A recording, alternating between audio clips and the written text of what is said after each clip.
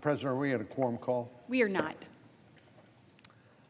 Madam President, I want to begin my remarks this afternoon by reflecting on the tragic shooting at the Dallas ICE facility that happened just last week.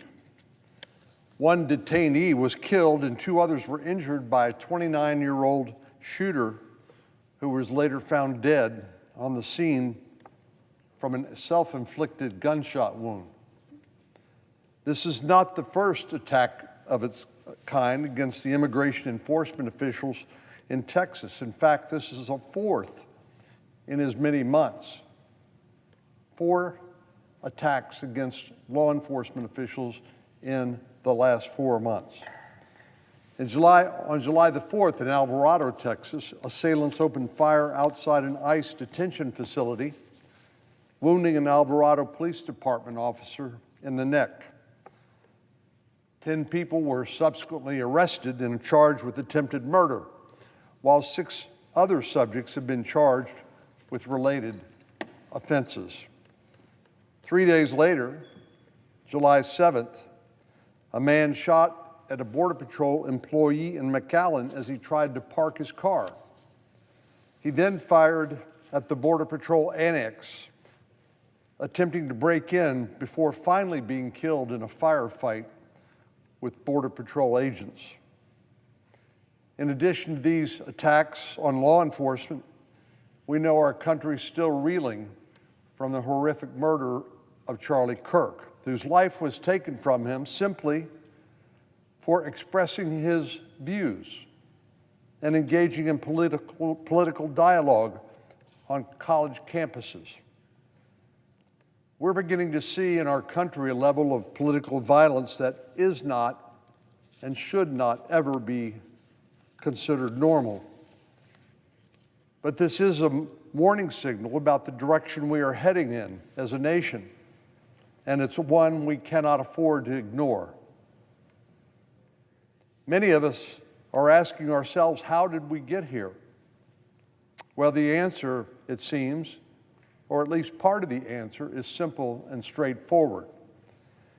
It begins with the demonizing of free speech and the vilification of those who are doing nothing more and nothing less than their duty, which is to enforce the laws on the books. Frequently, these are laws that are passed by Congress on a bipartisan basis and signed into law by the president. And these law enforcement officials are simply enforcing the laws that we have written. The radical base of the Democratic Party seems to be at war with the men and women who actually enforce our laws. And with the same breath, they seem to, from time to time, celebrate mob violence.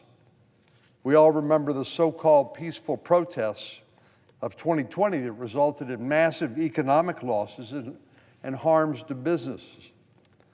Not to mention that many law enforcement officers were injured or even died as a result of mob violence.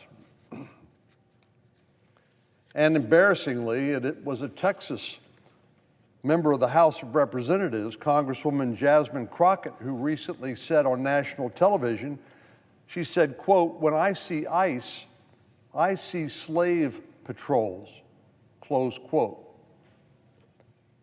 Not to be outdone, Congresswoman Alexandria Ocasio-Cortez described ICE as, quote, "a rogue agency that should not exist." And then there's the former member of Congress, Colin Allred, who called ICE, quote, "un-American and harmful to public safety."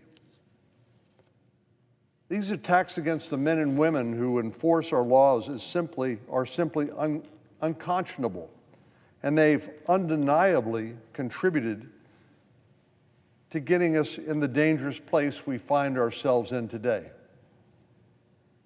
If these individuals and other Democrats truly cared about public safety, they would stand with the Republicans. We would stand united as Americans in supporting our men and women in blue and green, and they would denounce the unprecedented rise in attacks against these law enforcement officers immediately. But instead, Democrats seem to endorse a complete inversion of how a just and ordered society functions. Unfortunately, this is going to require some of our Democratic colleagues to swim against the tide of opinion among their radical base and show some leadership. But they have to decide as a party to move away from the dangerous and radical demands of their left-wing base.